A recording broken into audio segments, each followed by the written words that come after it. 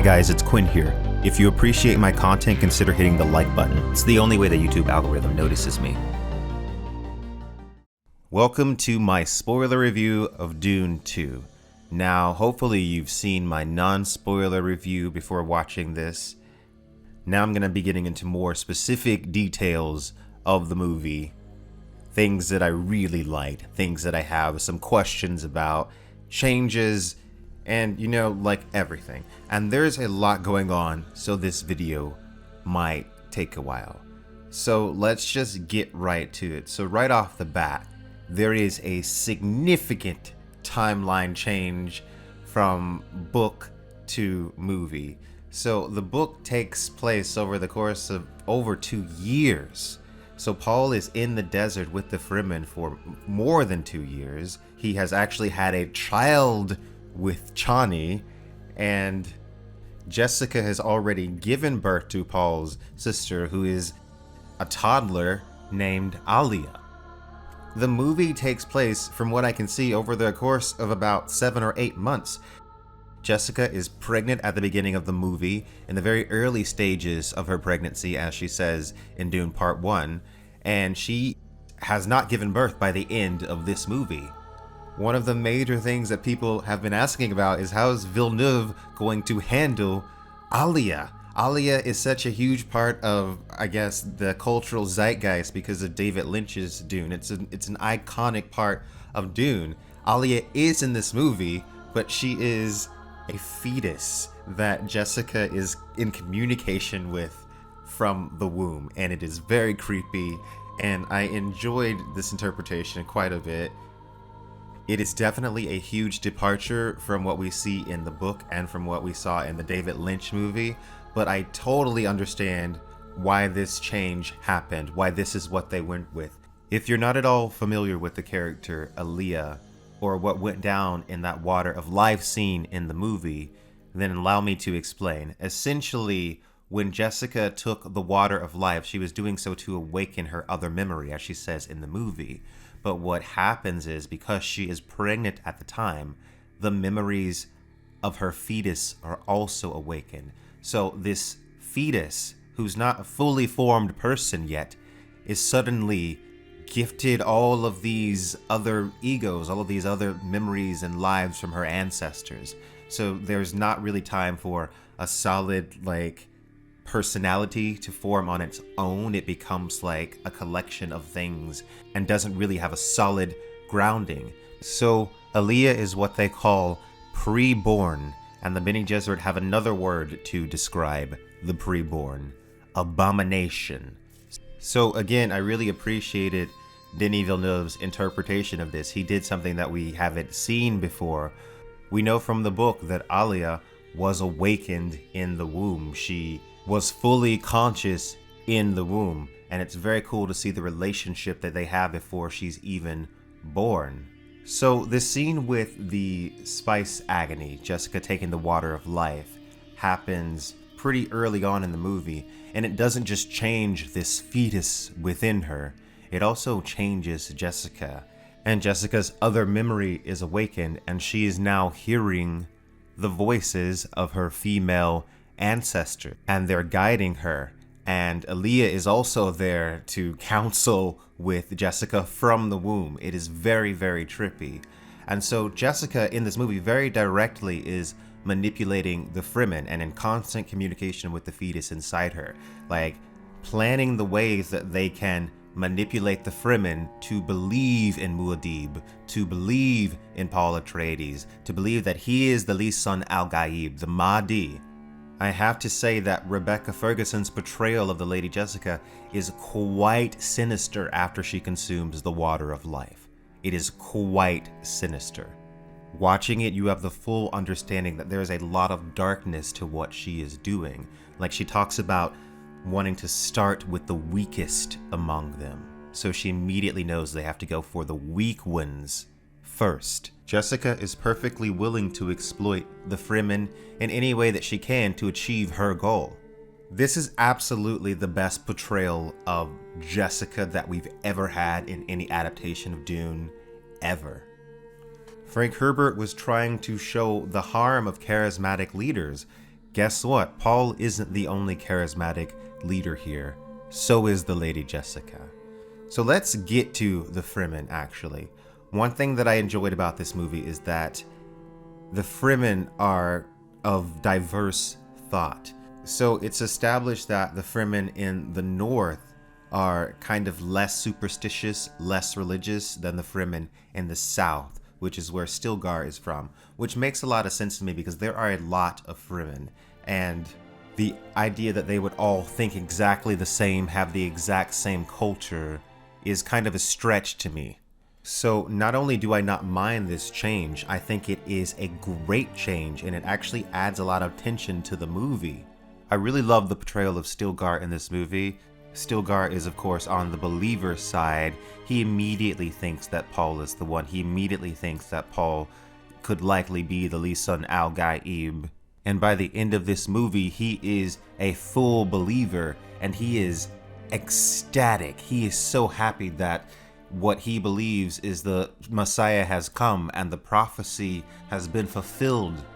It was actually pretty funny in the movie that every time Paul did anything, Stilgar and some of his followers would basically be like, oh, he is the Messiah, he is the Mahdi. It was actually a little bit of comic relief because not all Fremen thought the same way. There was a huge portion of Fremen that thought that the Mahdi needed to come from them. The Mahdi needed to be one of them.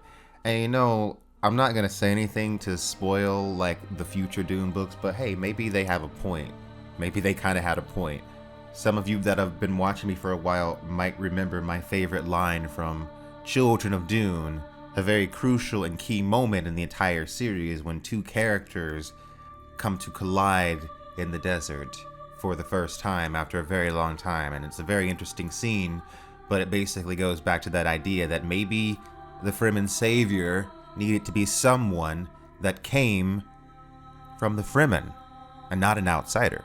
The diversity of thought among the Fremen is one of the best additions that this movie brings to the world of Dune, because that is something that you definitely see in Dune Messiah. You definitely see in Dune Messiah that not all of the Fremen are 100% behind Paul always. So in this movie, we kind of see the roots of that. So by the time we get to Dune Messiah and it's gotten, the way it gets in Dune Messiah, there's we see the threads that led to that. I'm trying to speak in a way that doesn't spoil any of the later books for those of you that have not read any of the later Dune books. Because newsflash, the ending of this movie is we're going to do Messiah. We're going right into Messiah. He's gonna do it. This ending definitely makes the movie feel like an in-between movie. It's got that Two Towers feel where it's like, yeah, this part of the story is over, but there is a lot more to come. Since I brought up the ending and since we were talking about the Fremen, wow, that ending was basically exactly what I wanted, right? So we end with the understanding that there is more to come and that it's only going to get more devastating from this point on. So Paul Atreides has made an offer to the Landsraad, and he's like, I want to become emperor, yada, yada, yada. And instead of it being like the book, the guild stepping in and being like, we don't want to threaten spice. Yes, Paul is emperor now. It's not so quick like it is in the book. Like here, they have denied his request, and immediately they are going to go in and wage war with the Landsraad. And Stilgar and the Fremen are ready to go. And as Alia hears all of this happening from inside the womb, she whispers up to her mother Jessica, and she's like, what is happening, mother? And it's super creepy and super cool.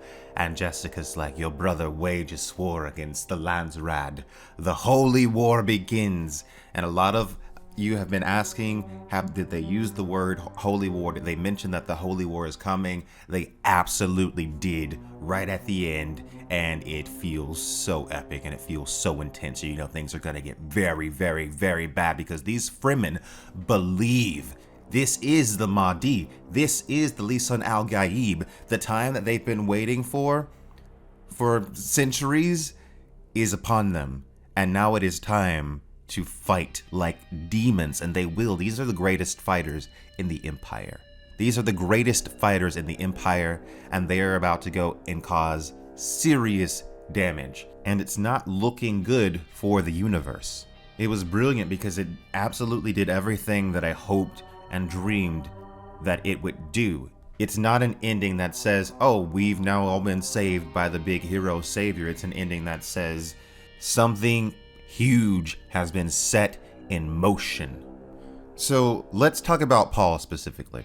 So Paul throughout this movie, and by the way, Timothée Chalamet absolutely deserves props because definitely an improved performance over the first movie, for sure. Great job. So Paul throughout this movie is kind of conflicted, going back and forth. Like at the beginning of the movie, he's like, not all these Fremen believe. We'll have to like convert some of them.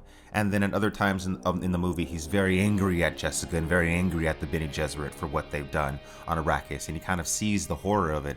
And of course, he's constantly having flashes of possible futures. And some of those flashes are very dark. You know, they include millions of people starving, billions of people dead if he follows down a specific path. If he utilizes the Fremen in the way that the Lady Jessica wants him to, and he goes south and he becomes the Lisan al-Gaib, then he sees that this will happen. So he's trying to avoid it because he's actually getting to know the Fremen, and he doesn't want to manipulate them, and he sees the horror of it all, but also he doesn't really know a way out of it. And that's where the conflict comes, because these people are already primed to believe in him because of the Missionar Protectiva, because of all the Bene Gesserit seeds and legends that are all around. Like, they just look at him, like I said, and they think, oh God, he's, even when he says he's not the Mahdi, he's humble, and he's humble, so he'll never speak it out loud. So there's almost nothing that he can do to prove that he's not the Lisan al-Gaib. They're going to believe it no matter what. And as things go on and he integrates himself more and more among the Fremen and becomes more and more a part of them, the momentum builds and it kind of even gets out of his control. He's kind of forced into the position. And of course, Jessica is there the entire time, working her magic, making sure that the Fremen are ready and prepared for him. It's very interesting because at the end, Paul does make the conscious decision to do what he does, but Jessica is almost like the villain of this movie by the time she takes the spice melange, or after she takes the spice melange, or excuse me, the truth-sayer drug, the bile of the drowned sandworm. Very cool scene, by the way, the worm drowning. She is no longer Jessica. At the end of Dune Part 1, Jessica's like, oh, can you get us passage off-world? By Dune Part 2, she's like, this is the plan. And I also loved the exchange between the Lady Jessica and the Reverend Mother Gaius Helen Mohayim. And I think some people are going to interpret this as telepathy, but I do not believe that this is telepathy at all. This is just the Bene Gesserit very subtle way of communication. They could have even been using sign language. I don't know. We don't know. But the Bene Gesserit have very subtle means of communicating with each other. And we get this scene at the end where Jessica and the Reverend Mother Gaius Helen Mohayim meet eyes. And Gaius Helen Mohayim is kind of like, oh, you won this one, Jessica. And Jessica's like, looks like you chose the wrong side. And the Reverend Mother says, oh, Jessica, after all this time, you should know that there are no sides. Reverend Mother. And so she acknowledges, like, I see you, I see that you've become a Reverend Mother, but you should acknowledge that there are no sides. We are the Bene Gesserit. We are the ones who have bred these nobles for the Kwisatz Haderach. You are still ultimately working towards our goal, is what she's essentially saying. And I'm gonna leave that right there. People that have read Children of Dune know what's up. When Jessica became a Reverend Mother, when she took the water of life, what was awakened in her mind was centuries upon centuries of Reverend Mothers that have lived before her, Bene Gesserit women. Bene Gesserit women. When the Lady Jessica looks into her other memory and seeks counsel, seeks that wisdom, she is receiving the wisdom of the Bene Gesserit. And that's all I will say. So let's talk about the Paul and Chani relationship. I think they did an excellent job in the time that they had. And the relationship is different from what it is in the book. what I love about it is that we see a lot of time of the two of them together, her teaching him the ways of the desert, how to properly sand walk, teaching him how to use Fremen tools, teaching him the ways of the Fremen, and the two of them sharing, their culture with each other. Him telling her about Caladan and the oceans of Caladan, and her showing him to admire the beauty of Arrakis, talking about the sands of Arrakis and the spice blowing when the sun is low. Lots of really nice scenes between the two of them that show their relationship and that help to bring them together so that it's a believable relationship by the end of it. But also, Chani in this movie is a lot less kind of go with the flow than book Chani. She's a lot more concerned with what is being done to the Fremen. She is not really down with what Lady Jessica is doing. And it also seems like Chani and some other Fremen have kind of the understanding that some of these myths and legends were seeded by the Bene Gesserit, because she even calls it out. She says this prophecy is one that they planted to enslave us. I think that in a huge way, Chani is here to drive home the fact that something bad is happening to the Fremen, to drive home the fact that they are being manipulated in a way, and to show how, fanaticism, when it builds and when it grows, is very, very hard to fight against. It's very, very hard to speak reason in the face of people that truly, truly believe in something. I think this aspect of the story creates a lot of tension, because Chani and Paul very clearly love each other, but their goals do not align. So in that tension kind of builds and builds and builds to the end of the movie, and then it gets to the point where Paul says, "I'll love you as long as I breathe." And then when he says that to her, she kind of knows what's up. And then right at the end, he takes the Princess Irulan as bride, and Chani is completely shattered. It's a very different ending for Chani than what we see in the book. So at the end of this movie, Chani is totally shattered. She does not bow before Paul Atreides. She leaves, she summons a worm, and she goes off into the deep desert. And and Paul says something like she'll come around in time, because he can, at this point in time, he's taken the water of life and he can see multiple paths in the future. So he knows that eventually she'll come around, because he's seen it. He's seen what's going to happen. So he knows that he had to cause her this pain. It was necessary for what he had to do. But he knows eventually she'll come around. But for right now, she's totally heartbroken, and she goes off into the desert.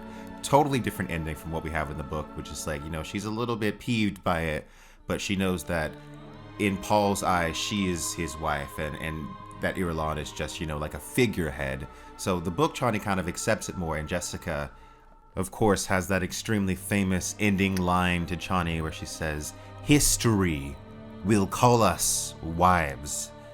So very different ending, but an ending that I totally get, I totally understand it, and I accept this ending because I know it's just there to create more tension and to make the characters more dynamic. If the person that you loved married someone else, you would feel some type of way as well. And I mean, it's not like things are completely peachy for Chani and Irulan in the book Dune Messiah. So of course that builds here. Or I should say, the foundation is laid here. So let's talk about Paul after the Water of Life ritual. So when Paul takes the Water of Life ritual, like I said, his vision becomes clear and he can see multiple futures, the past laid out before him perfectly. And he also has a vision of his sister Alia when he takes the Water of Life in the future, played by Anya Taylor-Joy. It was really cool to see that. And she basically says, "Paul, now you will learn the secret of our heritage," which is, of course, that the Lady Jessica is the daughter of the Baron Harkonnen. So Paul, post the Water of Life, is very kind of stoic, more godlike. He's more sure. He's no longer conflicted. He knows what he's going to do. He has the ancestral presences, and he has a clear sight of the future, and he knows what he has to do. So a big change that happens that is completely understandable is the death of the Baron Harkonnen. And I pretty much knew it was going to happen when it started. When the scene started, I was like, I know what is about to happen. So we get a similar scene to what we see in the book at the end of the movie, where you have, the Emperor is there, and he is grilling the Baron Harkonnen, and he's like, you've kind of been failing me on Arrakis, like, what is going on? Is Paul Atreides still alive? And Paul Atreides comes in there, blows the door off, walks right up to the Baron, and just says, "What's up, grandfather?" and kills him. Like that, stabs him right in the neck. It just completely murks him, totally brutal, like, and it's crazy. Like, in the book, of course, the Baron is killed by Paul's little sister, Alia, with a Gum Jabbar. She says, "You have now met the Atreides Gum Jabbar, grandfather," and she kills him that way. So that is definitely a departure from the book, but totally understandable, because here Alia is a fetus, because there's less time, like we said, we talked about the timeline differences at the beginning of this. But it was an understandable change to make, and there's also a pretty brutal moment where we see because they give his body to the desert, and it cuts back to the Baron's body just laying in the desert, being eaten by bugs, and it looks all super gross and stuff. So yeah, the Baron got his. Now I will say I enjoyed the change in the Baron's death more than I enjoyed the change in Rabban's death. I personally wanted a little bit more with the Rabban and Gurney Halleck fight scene. I felt like the whole movie they were kind of building up to that. Since we saw Gurney, they were building up to the fact that he was going to fight Rabban, and then it happens, and it's just this quick moment that comes and then it goes. And I wish we had gotten more time on that moment. I really do. But at the same time, I'm glad Gurney got his moment to get revenge for his Duke. I'm glad we got that at least. I wish we could have seen or heard something about Thufir Hawat, though. Thufir Hawat is totally missing. He's not at the end. He's not with the Baron. I guess we're meant to assume that Thufir Hawat perished during the Battle of Arrakeen. It's a little sad, but I get it, because they had to slim this movie down. It's already 2 hours and 46 minutes long, so it's already a pretty freaking long movie. They had to slim it down. They couldn't include every plot line, so Thufir Hawat was cut from this movie, unfortunately. Let's talk about one of my favorite moments now. So one of my favorite moments in this movie is on Giedi Prime, where we see Margot Fenring. So I'm just going to tell you, a lot of people were asking about this. Count Fenring is not in this movie at all. I don't even think there's any mention of Count Fenring. So Count Fenring, not in this movie at all. Margot Fenring, however, is used exactly how I expected her to be used. She is there so we can understand a little bit how the Bene Gesserit work, how they operate. So Margot Fenring is on Giedi Prime. I don't know exactly how long she's been there, but she's been watching the Baron and watching Feyd-Rautha. And so the Bene Gesserit come and they're watching Feyd-Rautha, do his fight with the Atreides slaves. So Margot gets Feyd-Rautha alone, and she begins to, work her powers on him. She's using the voice on him, she's manipulating him, and she leads him into this corridor where she performs the pain test, the Gum Jabbar, the test of the Gum Jabbar, and she's put your hand in the box. So she's giving him the same test that the Reverend Mother Gaius Helmohaim gave Paul Atreides in the first movie. So Margot Fenring gets a profile on Feyd-Rautha for the Bene Gesserit, and she basically says that he is a psychopath, but will be able to control him. We'll be able to control him through humiliation and power. That's how we control him. Humiliation and power. The Atreides are more difficult to control, but Feyd-Rautha, we can control him, and Margot Fenring easily did so. There is another thing that happened in the movie that is hinted at in the book, but this is way more overt, and that is that Margot Fenring becomes pregnant with Feyd-Rautha's child, a girl, so they have secured the Harkonnen bloodline. Now the book definitely hints at that. This is a quote from Dune. And the Lady Fenring thought, "Can that be the young man the Reverend Mother meant? Is that a bloodline we must preserve?" So if you notice in the movie, she says, "Reverend Mother, I've done as you ask. We've preserved the bloodline." The Bene Gesserit are all about preserving the bloodlines. So I saw the use of Margot Fenring, and I saw that scene as, it's just showing you how the Bene Gesserit operate. How you really don't have a chance against the Bene Gesserit. They can be in your house, they can be in your castle, and there's nothing that you can do about it. She could have easily killed Feyd-Rautha if she had wanted to. The Bene Gesserit are incredibly formidable, and if they can control you, they will.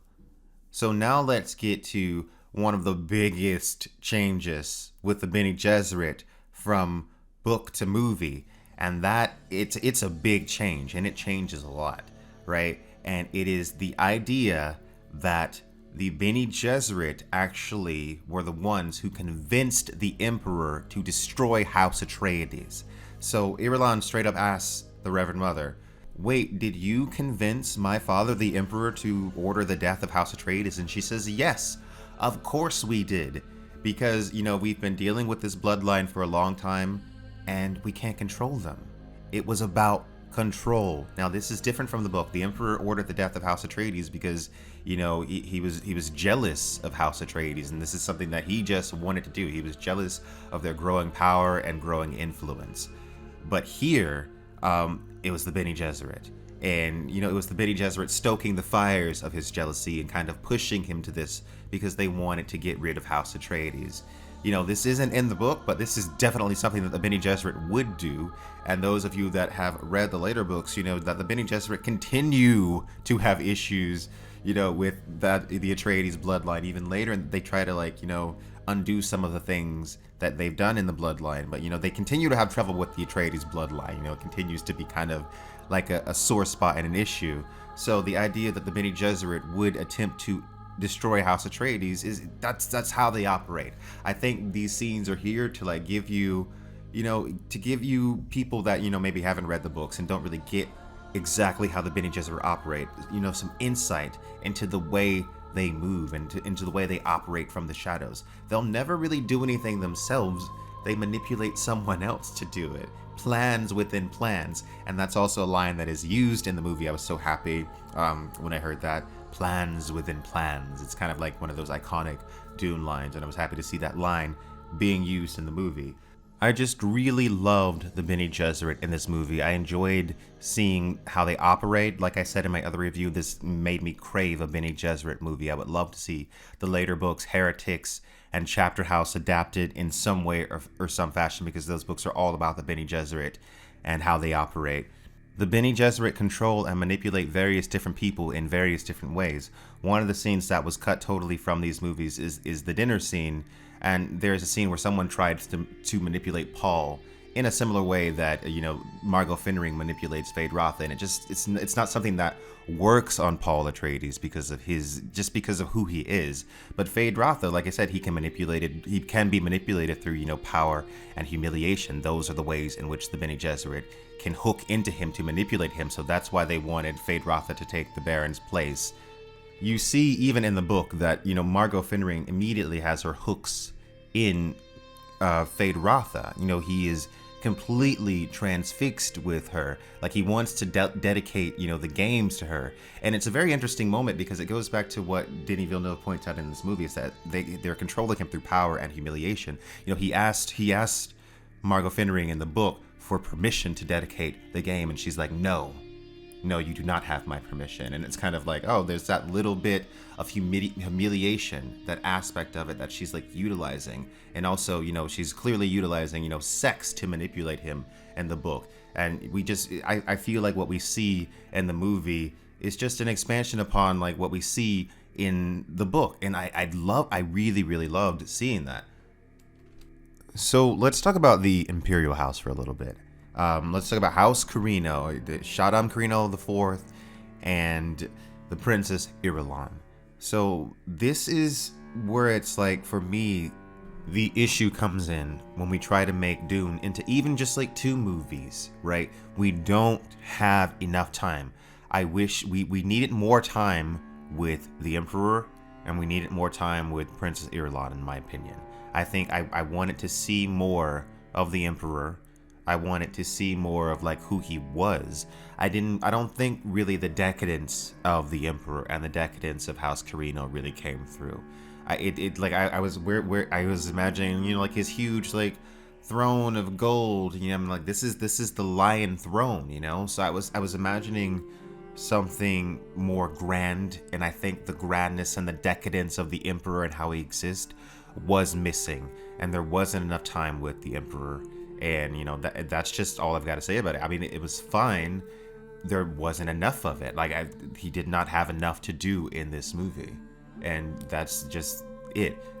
So to me, that was the biggest kind of part of it. That was a little bit of a letdown, because I did want more of the Emperor. And Irulan has a pretty small role in the movie as well. She has a small role in the book, and she has a much larger role in Dune Messiah and in Children of Dune. So her role can be smaller in this one, because we definitely know from that ending that we're definitely gonna get at least Dune Messiah. So definitely a role that's on the outskirts. She doesn't do very much in this movie. We see her a lot of times interacting with the Bene Gesserit, and I thought that was really cool. One of the things that I caught that may be a departure from the book, I don't know yet, is that the Reverend Mother Gaius Helen Mohayim says that Irulan was her best student. And we, of course, if we've read the book, we know that that is absolutely not true in the book. Maybe that was something that the Reverend Mother was just saying in front of the Emperor, that she doesn't really mean, because in the book, definitely Irulan is not a very good Bene Gesserit. I mean, she's a Bene Gesserit, so she's miles above a normal human being, but she's not an apex Bene Gesserit. And she's certainly not Gaius Helen Mohayim's best student. Gaius Helen Mohayim's best student is, in fact, Lady Jessica. Lady Jessica was, in fact, her best student. So that was a moment that I definitely caught onto. Maybe that was just another moment of manipulation from Gaius Helen Mohayim, or perhaps that was Villeneuve, saying that he's changing the character a little bit and making her a little bit more capable than she was in the books. So what I'm seeing, if I'm looking into the future, if I'm the Kwisatz Haderach and I'm looking to what Villeneuve is going to do with House Carino in the next movie, I'm thinking that the Emperor is probably going to still be around, which is a little bit of a departure from the Dune Messiah book. I'm thinking that the role that Winzashia Carino has, who is Irulan's younger sister in the book, I'm thinking that the role that she has is going to be more of the role of the Emperor. That's what I'm thinking. So I think that the Emperor's grudge is going to live on into the next movie. It's not over yet. So that's basically what I am foreseeing. So I think that though the Emperor is underutilized in this movie, that we might see more of him in the Dune Messiah adaptation, because the Dune Messiah adaptation is definitely going to have to make some alterations as well, based on the ending of this and based off of just based off of the fact that that is a more difficult story to adapt, even more so than this first Dune book. Another thing that I thought was kind of a missed opportunity in this movie was they never made the connection between Liet Kynes and Chani, and in the book, Liet Kynes is of course Chani's father. So Liet Kynes, everyone assumed, was Chani's mother in this movie, but I don't know if that is the case because they never mentioned it. And I thought it was kind of a missed opportunity, because I thought that it could be a part of Chani and Paul's relationship, that they bond over the loss of a parent, the lost mother, the lost father, and that would have just been something else that brought them closer together. But that is totally something that's not in the movie at all, and I was really kind of confused about why that was omitted, because I don't even think that's something that would necessarily, take up time or change the pacing that much. So I didn't get that necessarily.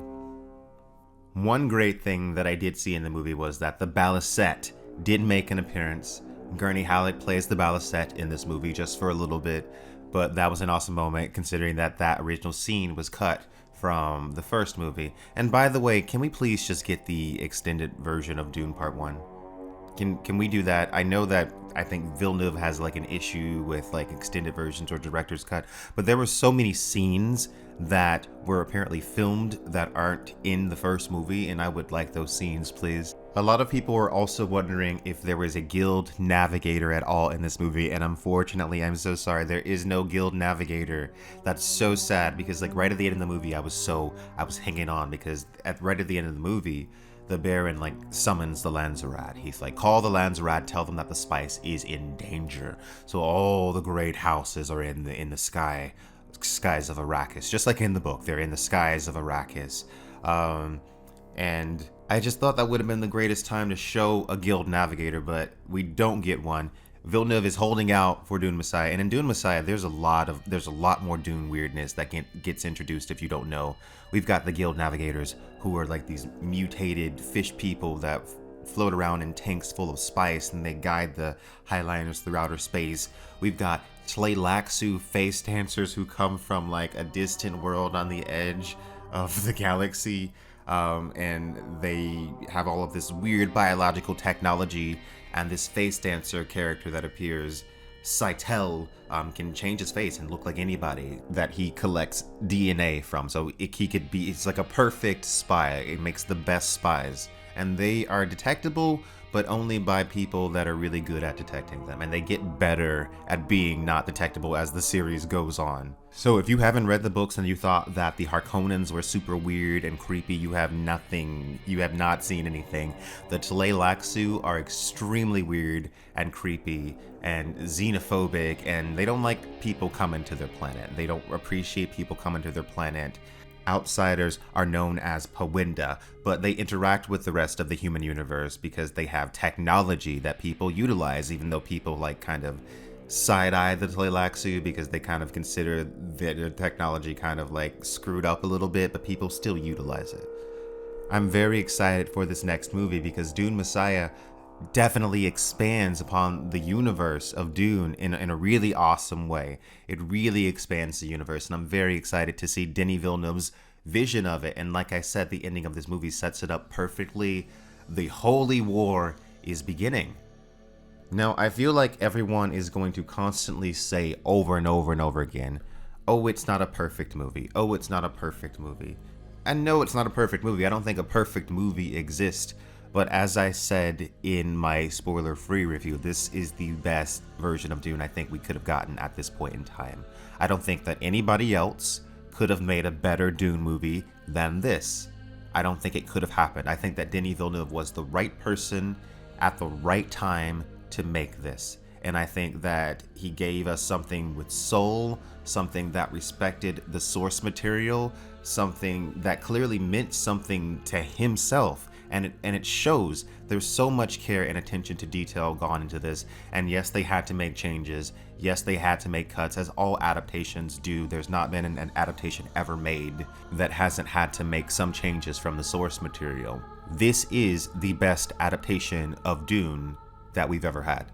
These two movies, Dune Part 1 and Dune Part 2, this is the best adaptation of Dune that we have ever had. Like, this is a crazy story. Like, this is a bold story. The fact that Villeneuve had it in him to create this is absolutely incredible. The fact that he even attempted something like Dune in the modern era is incredible. When people were constantly saying it's unadaptable, that it's going to fail. For him to make something this good, for him to make something at this level of quality, is something that needs to be appreciated, right? Even if you're like bummed out about changes or omissions, like, go see this movie because this is a work of art at the very least. It's a beautiful film. It's got beautiful sound design. It's worth seeing in theater for sure, just to see it on the biggest screen possible. Because like I said, when those sandworms come out of the sandstorm, it is impressive. And it looks really good. It is a lot of fun. It is a lot of fun. Even for people that have not read the books, definitely watch the first one again, probably before seeing this one. But even for people that haven't read the books, I think this is a great experience for everyone. Some people were asking, should kids see this? Yes, there's nothing in this that's too bad for kids, I don't think. It's PG-13, so yeah.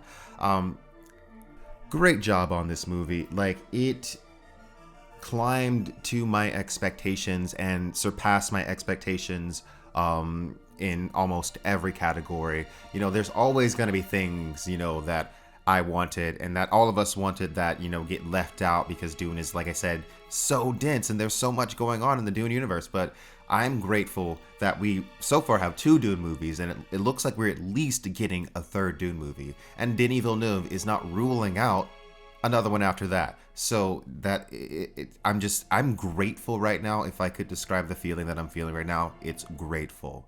So those are all my spoiler-filled thoughts on the movie for right now, but you know I'm gonna have more thoughts later on, so be on the lookout for a live stream in the next several days. And also, Three Body Problem is coming out on Netflix in March, so that's another thing that we're gonna be covering on this channel, so be on the lookout for that. Thanks so much for listening, guys. What did you think of Dune? Like, please give me your thoughts in the comment section below. And if there's anything I missed that you want me to talk about in another video or in a live stream, please leave that below in the comment section. Thanks so much, guys.